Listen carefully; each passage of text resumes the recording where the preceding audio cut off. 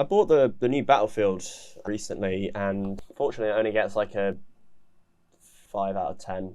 So I'm not really playing games at the moment, which is good because it means that I can just focus a lot more time on creating the greatest content that YouTube has ever seen. Kind of in the mood really just to just to sketch out an idea. There wasn't really any format for this apart from just starting at 174. So ultimately where we end up is here.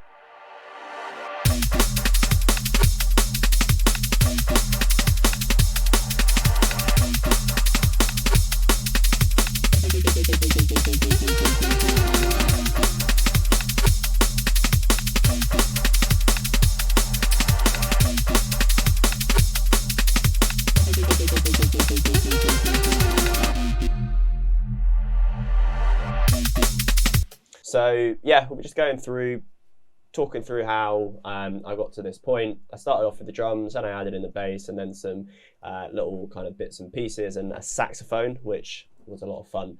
I didn't play it. So yeah, let's jump into the video. I'm probably going to start with the beat, actually, because I want it to be sort of like minimal drum and bass. And I find that with minimal, a lot of the time it's best to start with the drums. If you're doing something that's more melodic, I always start with the keys because you want the drums to be secondary, but in minimal, you want the drums and the bass, in drum and bass, to be pretty front of mind.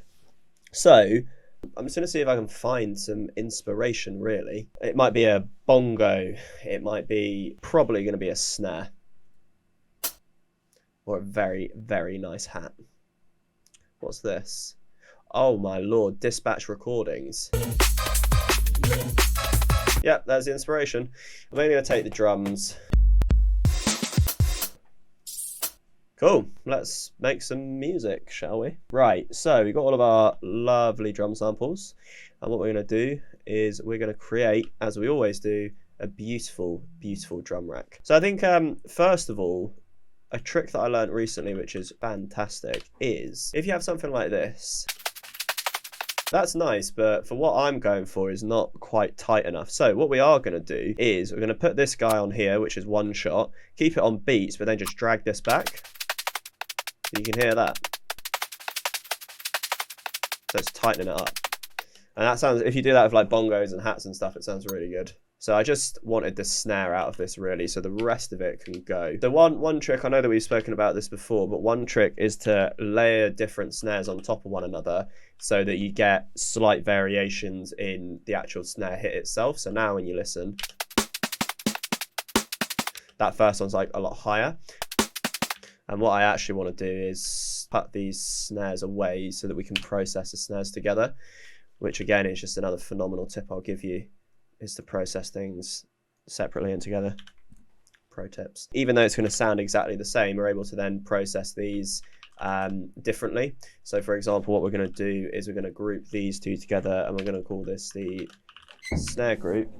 So this is just an effects rack, which I talk about in every single video because effect racks are great. You can see here I've got drum sizzler, a fat rack, which you've seen me use a bunch of times, sine-based processing, a vocal rack, which we used in the last video, which blew up, and then this dual reverb. So basically just create rack, like if you're always adding similar vocal processing, or if you always do the same things to your sine bass, just save it as a rack. It just makes life a bunch easier.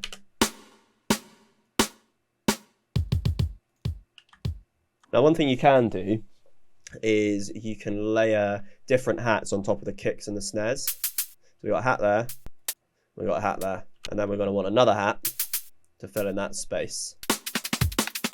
So where do we want to go from here? We can try all sorts, actually. There was a cool patch I downloaded the other day, which I'm going to see how it sounds.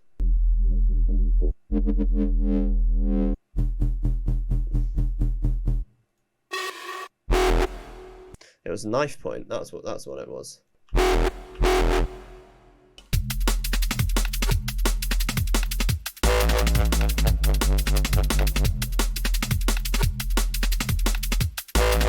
If it was just this and then that at the end.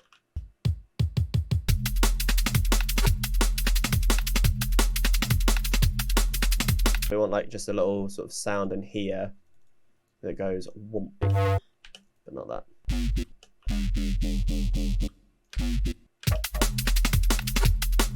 That sounds good as well. We're gonna add that later. So I think that first one sounded pretty good actually.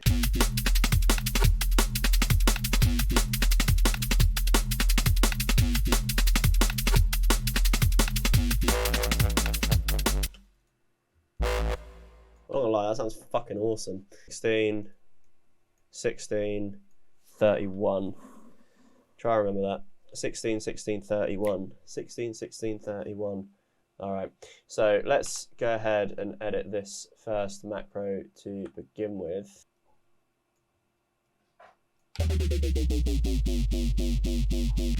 Let's try reverb as well, which is 16, 16, 31.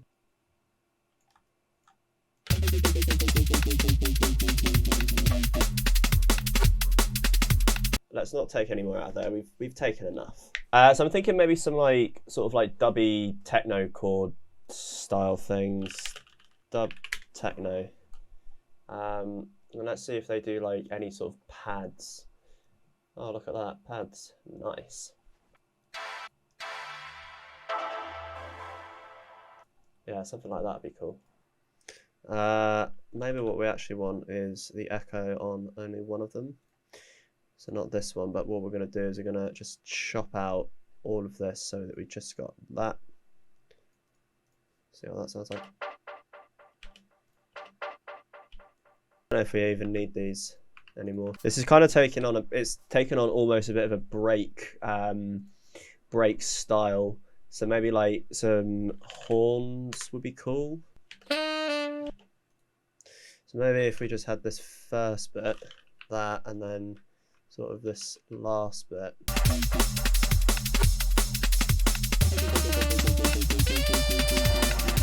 Oh yeah, that sounds cool. And then we're gonna shove a load of echo or delay or something on there. And then we're also gonna do something with this just to give it a bit more of a pull. So basically, if you put in a shitload of reverb like this, and then automate this guy, what we're going to do is going to put that like that, and like that. So it's going to create like a nice swell.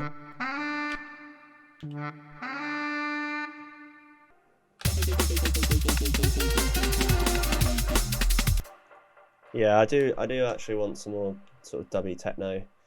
Just so it sounds a bit weak at the minute, but weak at the knees.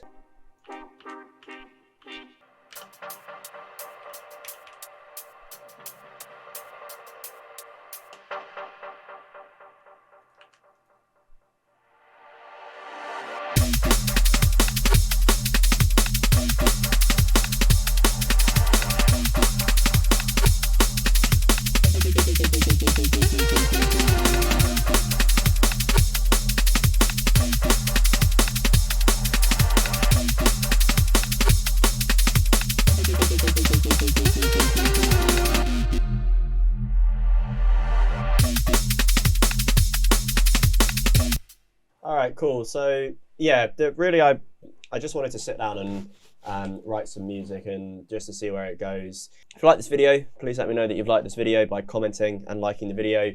If you've not already, please do hit subscribe. We are trying to grow the channel to be the greatest thing that YouTube has ever seen, and obviously need your support to do so. I did say in the last one, you know, I hope you have a great Christmas and New Year. That is still the case. I do still want those things to happen, but you know, I thought that the last video is going to be the last of the year, which, you know, for you guys, fortunately, it is not. So yeah, until next time, thank you.